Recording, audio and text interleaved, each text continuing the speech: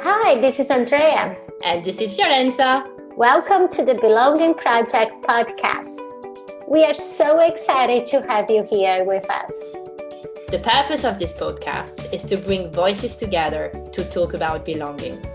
Through inspiring, real-life conversations with our guests, we learn about how belonging can show up in so many different ways, what it feels like to belong, and the impact of truly belonging. In each episode, we will offer you inspirational and practical strategies to find your true voice in your life, in society, and as a leader. Let's dive in. And our guest today is Hélène Bejjani. Hélène is global learning and development leader with over 15 years of experience in people development in the corporate environment. She has worked with people from around the world in different industries and sectors. She's on a mission to build better workplaces where people feel empowered to learn and grow. She focuses her work on three key areas: the corporate culture and work environment, leadership development, and employee development. Hélène holds an MBA and a master's degree in HR. She is Lebanese with some Armenian roots, and she has been living in Paris in France for the last 13 years. Dear Hélène, thank you very much for being our guest today. We are thrilled to have you here sharing your story with us and your experience toward belonging with us. Thank you so much, Fiorenza. It's an honor to be with you here today. Thank you, Hélène. And we'd like to start by asking you to share more about your story in your own words. Thank you. Yeah, absolutely. Belonging. Well, like you mentioned at the end of my introduction, I'm originally Lebanese. I have Armenian roots from my mother's side. So my mother's family have traveled a lot and they got to Lebanon. And I myself traveled and came to France, been living here for 13 years now. Never imagined that. And those who have been on similar journeys, living in different countries, and I know both of you can relate to that, you feel like you don't truly belong to the place you are, and you don't belong to the place you came from anymore either, because societies evolve, cultures evolve. So it's like you don't belong anywhere, but at the same time you belong everywhere because you're highly adaptable. You can adapt to any environment. You kind of develop certain skills, I feel, in detecting things in your environment and adapting. But for me, my belonging is really about making a place for yourself in a group without losing yourself. Because sometimes people, in an effort to adapt and blend in, could lose themselves in the process because they try so hard to be someone else. So they are accepted in a group that they lose themselves. In my personal story and connected to the work that I do, like you mentioned, Fiorenza, it's I remember my first experience in the workplace. I was on a part-time job and I was still studying, doing my HR studies. And I had a terrible manager, really bad manager. She used to, it was a woman, and she used to humiliate me in front of my colleagues whenever I would do something that wasn't up to her expectations. And it was all new to me. I didn't know if workplaces were supposed to be like that. Mm-hmm. So it was a bit disappointing. And it made me question I didn't feel clearly that I belonged there. And I kept questioning, is this normal? What should workplaces look like? And it got me honestly into studying this further and looking at, how can I influence this? Because this cannot be right. Workplaces shouldn't feel like that. So this is why I got also into learning and development, because I felt like this is the place where I could make an impact. Of course, there are many areas in the human development field where we can make an impact. For me, that was through learning, through helping leaders like my ex-boss be better leaders, and also help people be more self-aware and be able to learn which environments are wrong for them, which ones are good, and how to adapt.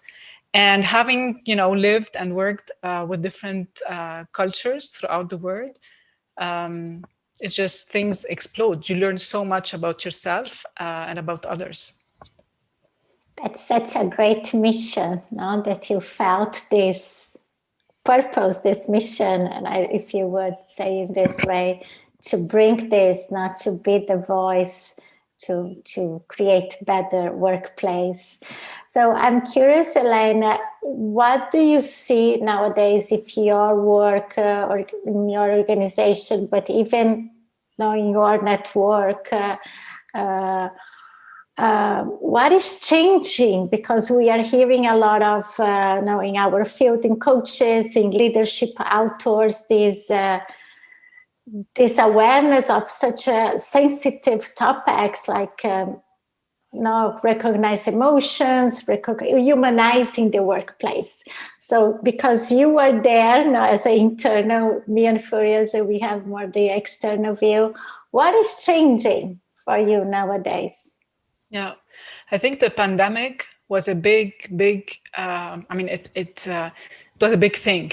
It influenced the workplaces so much. And there's always, a talk about the new normal and the new way of doing things, because it's a disruptive era. Mm-hmm. And what mostly changed in this era is that you cannot pretend anymore. Mm-hmm. And human connection became a priority. It was kind of taken for granted when we used to see each other. Although there was a lot of work on leadership development and it continues, but we were hit in the basic needs, our health, our own health, the health of the people around us, people we care about. It was very personal. It became personal and it impacted the way we showed up at work. So what really changed is becoming like skills like empathy. I think this is one of the things you were mentioning about, listening to people, helping people feel heard and understood. When you are dealing with employees who are struggling because they have family members who are sick or people who passed away in their close circle, or if you have kids at home. So this was a big thing, kids being at home, doing homeschooling and also working. So it builds the stress a lot. So stress levels are high, well-being is impacted. I'm happy that now we're talking about mental health as something like it's on the table, it's serious. Companies are trying to do something about it. The leadership behavior changed. People started connecting with others virtually. Some people had never done it before. So it was hard for them. You can easily forget about someone virtually. You have to be intentional. There is this expression about meeting at the water coolers. No one meets at water coolers anymore. Yeah. You have to be intentional about talking to people. So it's not just happening because you just come across someone in the hallway and talk to them and see how they are doing. Those natural conversations that used to take place in the physical environment were to be recreated in a virtual environment, but we had to be more intentional about it. Yeah. The sense of belonging, right? Even if the workplace is now more virtual than it ever been, belonging and having that sense of belonging to the workplace, that's still present. And I'm sensing that maybe, people that feel that they don't belong to the workplace, it may feel even more, like that outcast feeling because there's this virtual environment. There isn't maybe anyone that you can meet and maybe talk about football or movies at the water cooler. The intentionality may have brought some more formality and distance in some other cases. Yeah, absolutely.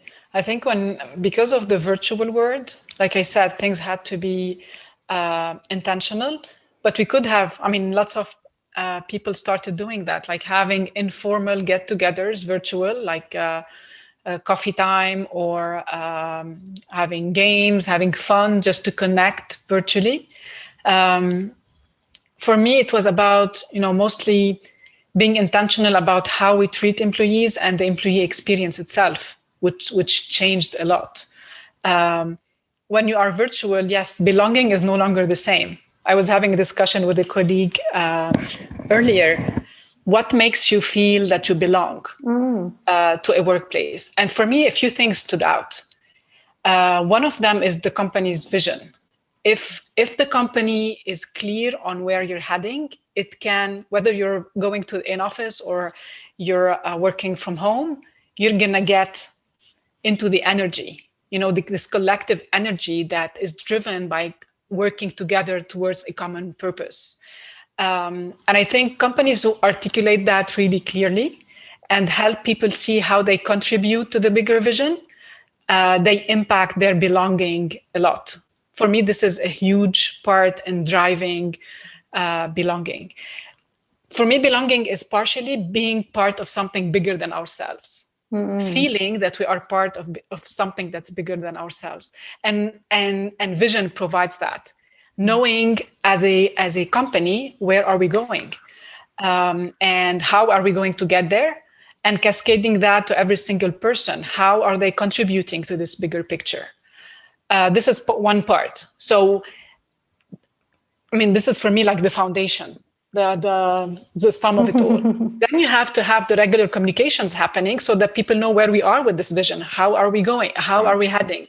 And this is where you can lose some of it, and you can think that I sent an email, so that's fine, people know about it. But no, we know that people don't read, and you need to over communicate.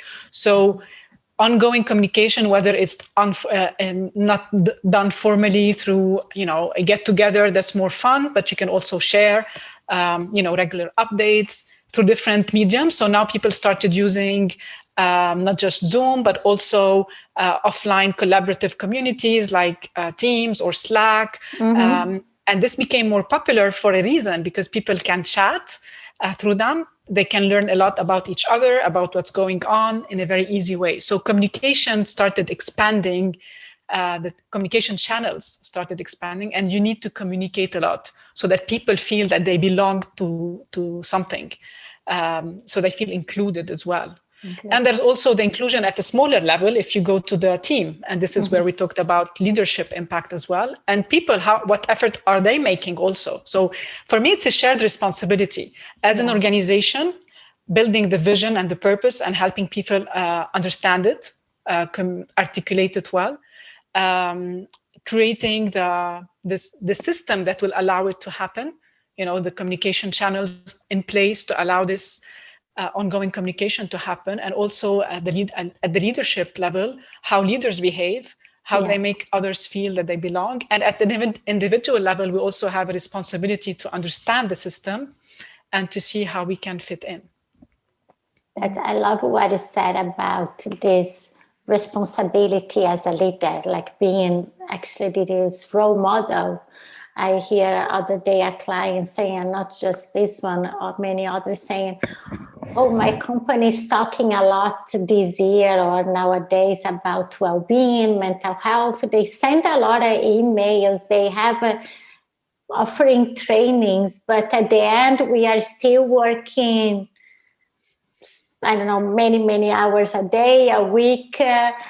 So it's not about promoting, like sending the newsletter or something, but what you were saying, Hélène, that I love is really the action of this responsibility to take, to be responsible as a leader for our actions in this.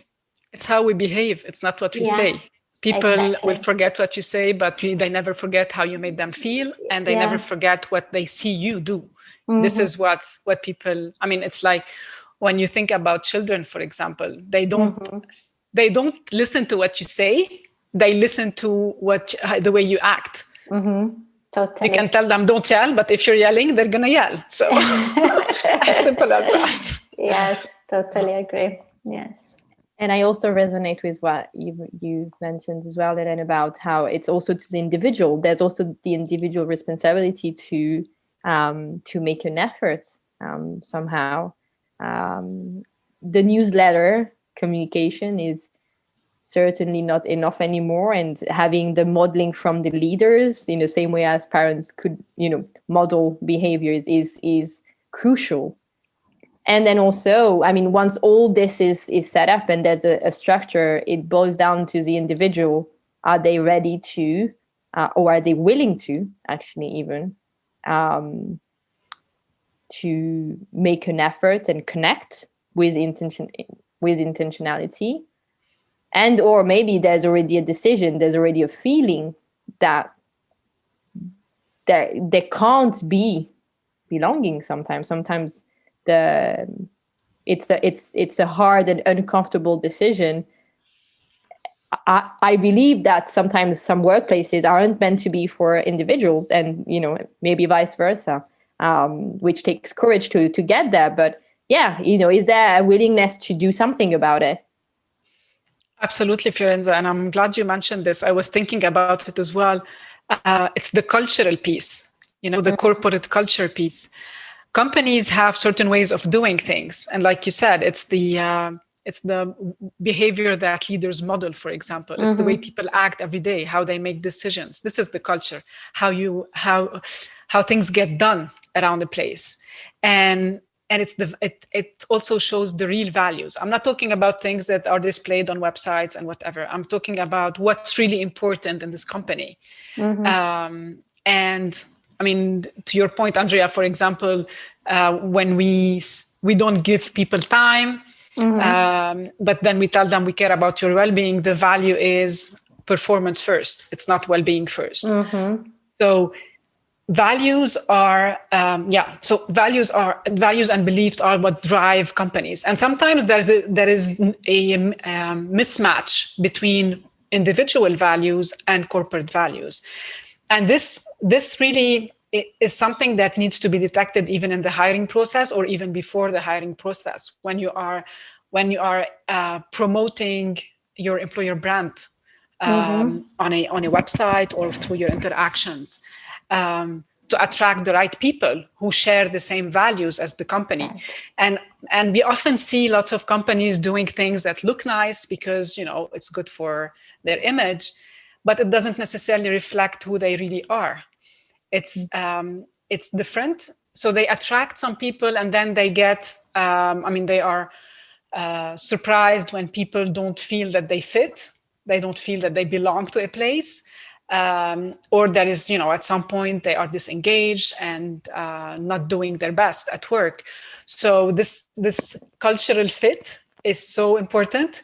And it impacts belonging as well. I personally worked in companies where I felt like, with one company, I was really sad to leave. I felt like I'm loyal to the company and the brand. And with other companies, I'm like, yeah, I remember my experience. It was nice. and that was it. Because of this values alignment or misalignment. And it's not just, it's the corporate culture, and it's also the leaders that we work with. This expression, people don't leave companies, they leave managers. It kind of is true to a certain extent as well.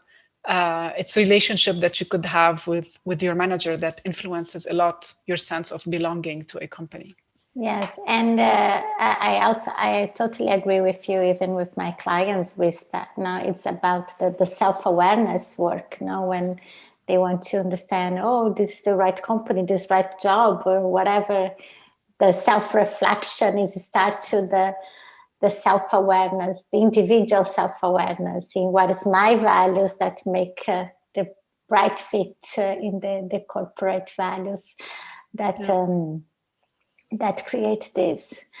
So I will shift a little bit here, and I'm curious to, even based in your experience now with an Armenian family background, live as a Lebanese, and now in Paris for so many years, how this multicultural experience impact their land today, and this mission to create a healthier workplace impact you, this relation of your multicultural experience with the work that you are doing now?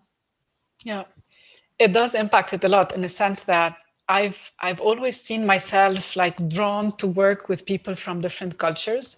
I've been working for the last, I mean, ever since I was in Paris, I came to Paris, I've been working in multinational companies who have presence in many places. So in my current company, we're present in about 40 countries. In my previous company, I worked in EMEA, but I had also worked with the US and with Asia Pacific. So I've always worked with people from all over the world. And the fact that I have a multicultural background, like I said at the beginning, it helps you develop certain skills. You become more open to differences. You shift your perspective and you learn because of your experience. Like me coming to France at the beginning, I mean, I think you can relate. Sometimes there are some codes that you wouldn't understand and you can be judged and people could be harsh because you're different. So you learn from these uncomfortable moments to decode the culture. You learn that. And you learn it from experience, and you learn it from educating yourself on different cultures before. I mean, and traveling. I mean, people have been, of course, before the pandemic, traveling a lot. It became so common. I like to travel whenever I have the opportunity, and I love just getting to know different cultures, not just through the historic sites, but just talking to people and enjoying the food, because it tells you a lot about the culture. So with the work environment, this helps because you see people differently. You don't judge. You try to understand. You try to understand the difference. And the part about self-awareness that you mentioned, Andrea, is so important. I've been working, for the last decade or more on psychometric tools. They help you a lot understand yourself, your personality, but we are much more than just a personality. We are like a cultural background, how we were raised, and the mix with the background of our mom, our dad, the school we went to, the people that we that our friends when we grew up, the background, the people that we worked with, the environments we work with, they shape who we become and who we are. And the more you are open and you are exposed to different backgrounds and cultures and personalities and thoughts, the more you become self-aware, and the more the quicker you decode certain things, and you try the quicker you understand different cultures and you adapt your style accordingly, I would say. So this adaptability and the resilience that you build with it, because you don't take things personal anymore. After, when you work with people from different cultures, you learn to understand that it's not about you. And you try to, where to dig deeper to better understand what people are really saying and why and how. Yeah, so true. There are a lot of strengths that and skills that come up from having a multicultural background or even experience.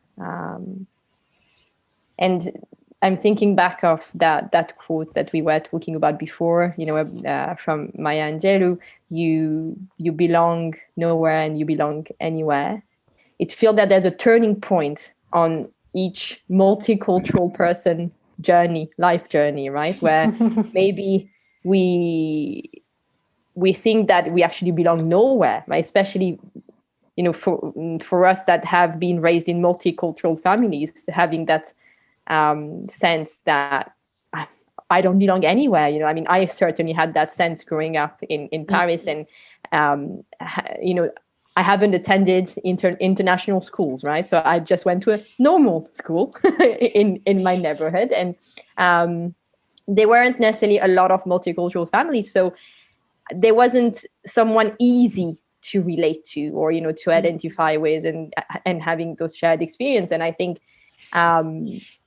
I felt that I belonged nowhere for a while before realizing that actually there is something real about it, and there's strengths and competence that can be built. So I don't know if if that resonates with you. But I wanted to ask you, if you remember the first experience, the first time that you felt that you belong? First time I felt that I belong, not the first time I felt that I don't belong. It's much easier to remember so many times that I felt that I don't belong than the other way around. I guess what's the first time that mark on you? What's the first time that you felt you belonged? Yeah, I mean, if I think about it from a as an adult, because when you are young, you don't think about this too much. You just belong. You're just in your natural environment. Like when I was at school, I was in a place that was safe, that was, with people with similar culture, background. I did feel that I belong. But when I think about it as an adult, I think when I felt that I belonged is with my previous company. I was part of a global team, but and I go back to what I was saying about the culture and how leaders behave, etc.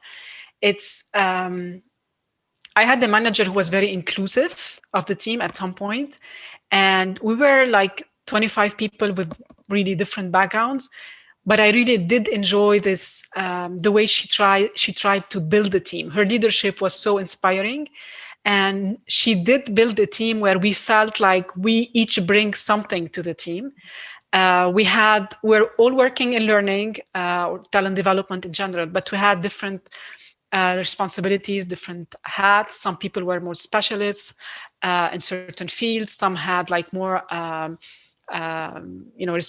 journalists, but more in serving certain functions or geographical areas. So we each brought something to the table, but we managed to work together as a team to serve our internal clients. And we did have a lot of like team buildings and events. We used to meet like once or ideally twice a year as a team. Because we were all over the place. So it was very costly to get us all together, but it was worth it because it did make us feel that we belong to something. And like I said, going back to the vision, we knew where we were heading as a group, and it was much easier to articulate for a smaller group. And we knew how our vision as a group contributed to the vision of the organization as a whole. What are we trying to achieve? How are we moving the needle within our organization? And it was so powerful. For me, it was like an amazing experience having to, working with these people, because we each brought something to the table. We worked together, and we used to have like regular calls, and it was all virtual. And I'm talking about something more than 5-6 years ago. It was virtual because, we were scattered all over the world, but we did manage to create this. And this is, I remember really feeling that I belonged. And it's funny because sometimes I used to chat with some colleagues of mine in different departments, and they would be like, did we work for the same company? I'm like, yeah. My perspective, my experience was different than other people. That's, I hear you when you feel heard, you feel seen. And create this inclusive. So what do you think are the factors to create this belonging culture? It's a mix of practices and things that we need to happen collectively and things that need to happen individually. So if we go back to talking about organizations like the corporate environment, it's having the vision. It's a mix of having a clear vision of where we're heading as a group, so that everyone feels like they belong to something. They are contributing to a common effort. And also the culture, building the culture that supports it. And when I say building the culture, it's not about sending newsletters and stuff. These things like drive me crazy in learning. It's not about sending people to a training. It's the behaviors and I read something recently about culture being not what is punished, but what are the negative behaviors that are accepted in a company. So what is tolerated? What are the behaviors that are not so great that are tolerated? This reflects the culture as well. So what are the common values that people share, and how do you want them to behave? And this drives belonging. So when companies put in place initiatives like diversity and inclusion and equity, for me, belonging goes even beyond inclusion. It's about helping people, like you said, feeling heard and seen. So this is what companies can do, educating leaders on, and it starts before the hiring process, in the recruitment process. Even when you have discussions, you can sense the culture. You can sense if you are being judged, or you are just you're having a discussion to figure out if you're a good fit for the culture and for the job itself. And this is why I mentioned also the employee experience, because it spans throughout the experience. How you're onboarded in the company, how do you feel like belong, all the practices that go into making someone feel that they belong in a company. And from the individual perspective, it's a shared responsibility. So people need to understand, first be clear about whether it's a culture fit or not. Going back to what you said, Fiorenza, about sometimes we don't belong in a place, but we just insist on going there because the pay is good, because it's close to home, because, we always have a reason to accept something. But just knowing whether there's a culture fit or not, because it impacts belonging. From an individual perspective, what effort are you making as well to belong to a place, to understand how things work, and to adapt without losing yourself? This is important. So rich, so good. Thank you. Yeah. All right. So it's time for our final quick questions, and it's really about answering with the first thing that come to mind. In a few words, belonging for me is making a place for myself in a group without losing myself in the process. The best advice that I've received and that I would like to share with others is stop and listen before you react. When you're facing someone who's different, we are all unique. So just take a step back, reflect before you react, and be open. Mm-hmm. And value difference. Sorry, too many advice. Valuing differences for me is critical. So it's so important to have that little second of pause, right? Sometimes we have that impulse to just respond to something in the heat of the moment. And when we allow ourselves to just breathe for 2 seconds, we may have a totally response that we wanna provide. Sleep on it. I like to say sleep on it. Sometimes I just don't react until the next day if I need to. I mean, know yourself enough to know how you react naturally and how to pause whenever you need to. And finally, the world will be a better place if we are more open and more open to differences, and we see the strength and values that they bring to each one of us. Thank you so much, Hélène. That was so rich, so powerful. Thank you, Andrea. Thank you. Thank you very much for being here with us on this project, believing in our project. It means a lot. It's an incredible project. I really, salute the effort. And like we said earlier, belonging is much more than just feeling included or valuing diversity, which is good, but it's not enough. Belonging is much more. It's having a place for yourself as a human being, and we need that more than ever. Yes. So thank you for this amazing project. Thank you. Thank you, Hélène. Thank you for listening to the Belonging Project podcast. We hope you enjoy our deep dive into belonging and listening amazing stories from our guests. We'd love you to share about the Belonging Project with your friends and colleagues. And also, we'd be delighted to connect on LinkedIn and share more about our experiences. Thank you again, and stay tuned for the next episode.